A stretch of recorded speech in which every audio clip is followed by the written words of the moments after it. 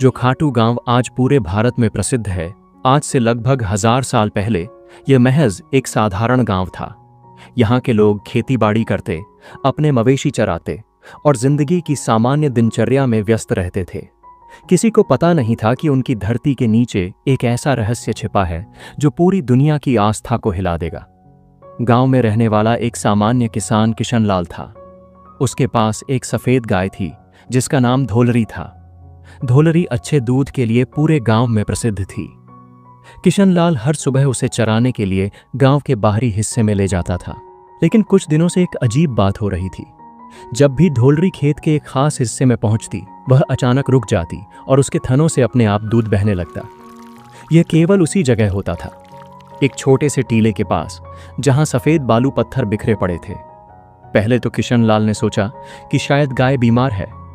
उसने गांव के पशु चिकित्सक को दिखाया, लेकिन धोलरी बिल्कुल स्वस्थ थी। फिर भी वही घटना रोज होती रहती। जब यह बात गांव में फैली तो लोग तरह तरह की बातें करने लगे।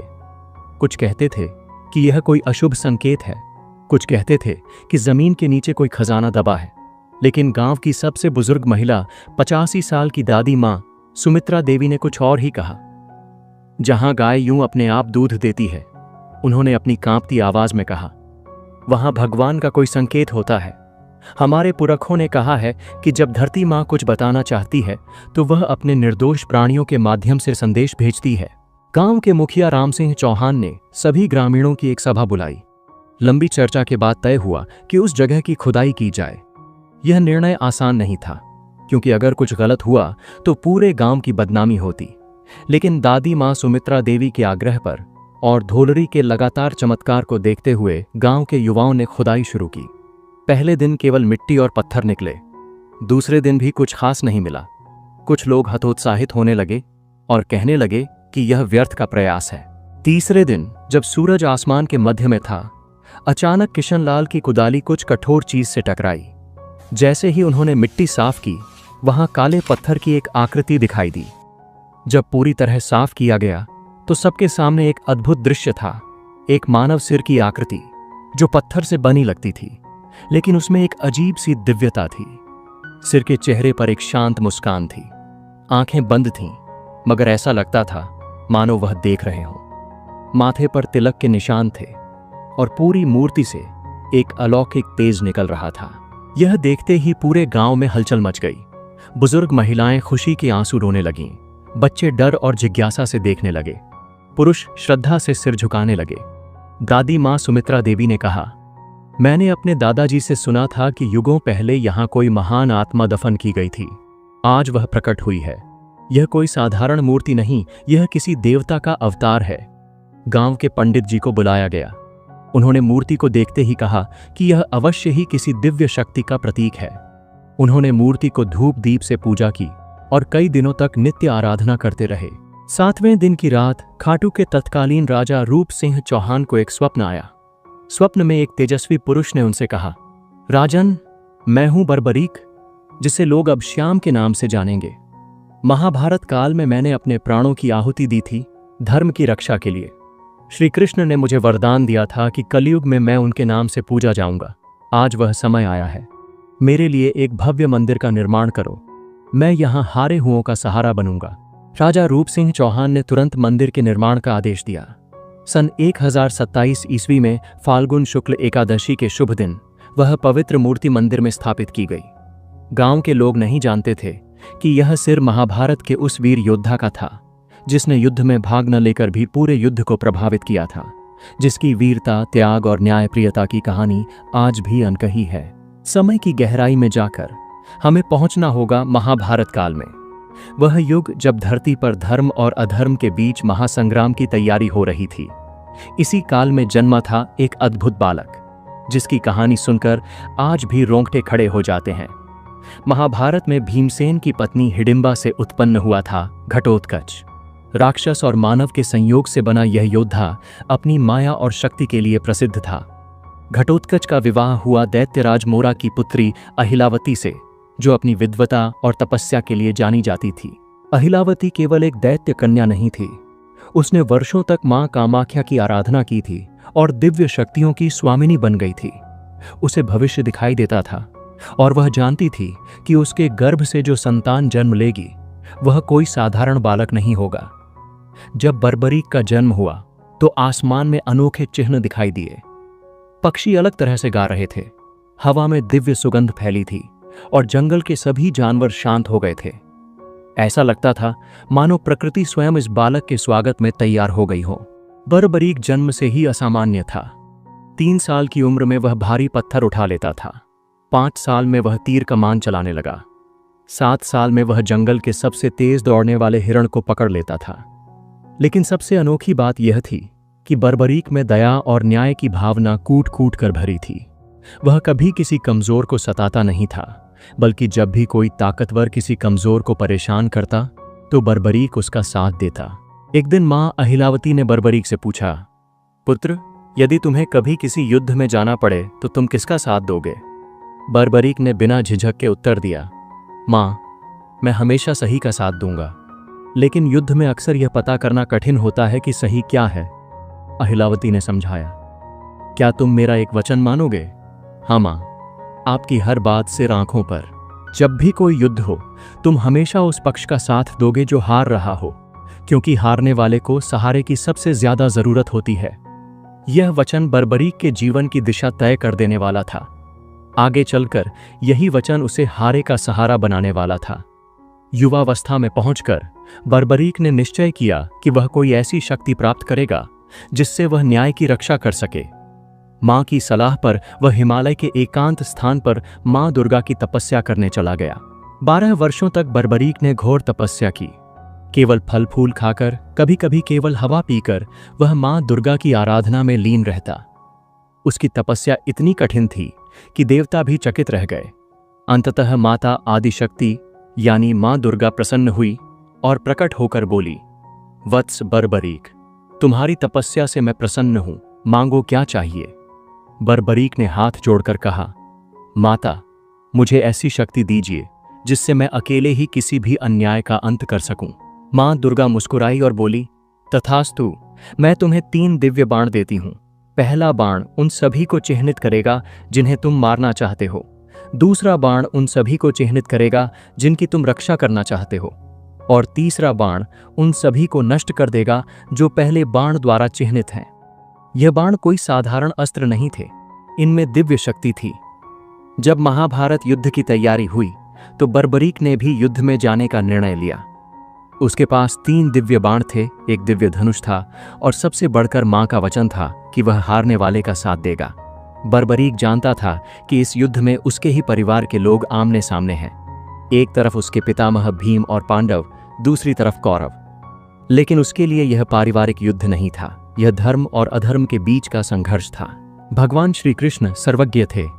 वे जानते थे कि यदि बर्बरीक युद्ध में भाग लेगा तो क्या होगा। बर्बरीक पहले हारने वाले पक्ष का साथ देगा, उसके साथ आने से वह पक्ष जीतने लगेगा। फिर वह दूसरे, जो अब हार रहा है, उस पक्ष का साथ देगा। यह प्रक्रिया तब तक चलेगी जब तक सिर्फ बर्बरीक न बचे। इसका परिणाम होगा सभी योद्धा मर जाएंगे, केवल बर्बरीक जीवित रहेगा। यह धर्म स्थापना का उद्देश्य नहीं था। श्री कृष्ण ने एक वृद्ध ब्राह्मण का रूप धारण किया और बर्बरीक के मार्ग में प्रकट हुए। वत्स, कहां जा रहे हो? उन्होंने पूछा। आदरणीय ब्राह्मण जी, बर्बरीक ने सम्मान से उत्तर दिया, मैं कुरुक्षेत्र जा रहा हूं। वहां महान युद्ध हो रहा है, किंतु तुम्हारे पास तो केवल 3 बाण हैं। कृष्ण ने आश्चर्य से कहा, इतने बड़े युद्ध के लिए यह कैसे पर्याप्त हैं? बर्बरीक मुस्कुराया, आदरणीय, यदि 1 बाण से काम हो जाए तो बाकी 2 व्यर्थ हैं। यदि 2 से काम हो जाए तो तीसरा व्यर्थ है, और यदि तीनों का प्रयोग करना पड़े तो समझिए कि सारा संसार ही समाप्त हो जाएगा। श्री कृष्ण ने बर्बरीक की शक्ति की परीक्षा लेने के लिए कहा, यदि तुम इतने महान धनुर्धर हो तो इस पीपल के वृक्ष के सभी पत्तों को एक साथ भेद कर दिखाओ। बर्बरीक ने आंखें बंद करके ध्यान लगाया। उसने पहला बाण छोड़ा। बाण ने तुरंत पेड़ के हर पत्ते को चिह्नित कर दिया और फिर श्री कृष्ण के पैर के चारों ओर मंडराने लगा। यह बाण मेरे पैर के चारों ओर क्यों घूम रहा है? श्री कृष्ण ने पूछा। क्योंकि आपके पैर के नीचे एक पत्ता है जिसे मैंने देखा नहीं था, बर्बरीक ने कहा। कृपया पैर हटाइए, नहीं तो बाण आपके पैर को भी भेद देगा। श्री कृष्ण चकित रह गए। उन्होंने वास्तव में एक पत्ता पैर के नीचे दबा रखा था। जैसे ही उन्होंने पैर हटाया, बाण ने उस पत्ते को भी बेध दिया। अब श्री कृष्ण समझ गए कि बर्बरीक की शक्ति वास्तव में असीमित है। उन्होंने कहा, वीर बर्बरीक, युद्ध से पहले महान योद्धा को दान करना आवश्यक है। क्या तुम अपना शीश दान करोगे? बर्बरीक ने संदेह से पूछा। कोई साधारण ब्राह्मण इतना बड़ा दान नहीं मांग सकता। आप कौन हैं? तब श्री कृष्ण ने अपना दिव्य रूप प्रकट किया। चारों ओर तेज फैल गया। आकाश में शंख की ध्वनि गूंजी और देवता पुष्प बरसाने लगे। प्रभु, बर्बरीक ने भक्ति से सिर झुकाया। आपकी आज्ञा शिरोधार्य है, लेकिन एक अंतिम इच्छा है। कहो वत्स। मैं यह महान युद्ध देखना चाहता हूं। श्री कृष्ण ने बर्बरीक को वरदान दिया, तुम्हारा शीश एक पहाड़ी पर रखा जाएगा, जहां से तुम पूरा युद्ध देख सकोगे, और कलयुग में तुम मेरे ही नाम श्याम से पूजे जाओगे। तुम्हारी शक्ति, तुम्हारा त्याग और तुम्हारी न्यायप्रियता हमेशा के लिए अमर हो जाएगी। बर्बरीक ने प्रसन्नतापूर्वक अपना शीश काटकर श्री कृष्ण को समर्पित कर दिया। श्री कृष्ण ने उस शीश को अमृत से सींचा और उसे एक पहाड़ी पर स्थापित कर दिया।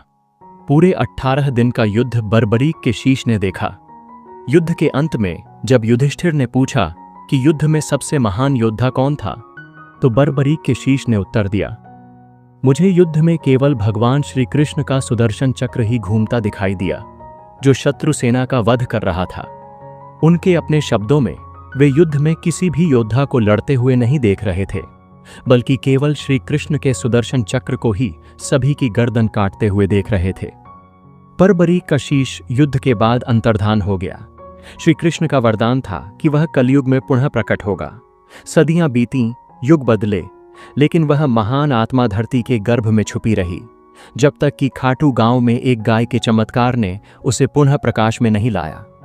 खाटू गांव में बर्बरीक के शीश की खोज के बाद जो घटनाएं हुईं, वे न केवल आश्चर्यजनक थीं, बल्कि इतनी रहस्यमय थीं कि आज भी वैज्ञानिक इनकी व्याख्या नहीं कर सकते। राजा रूप सिंह चौहान का स्वप्न केवल एक सामान्य सपना नहीं था।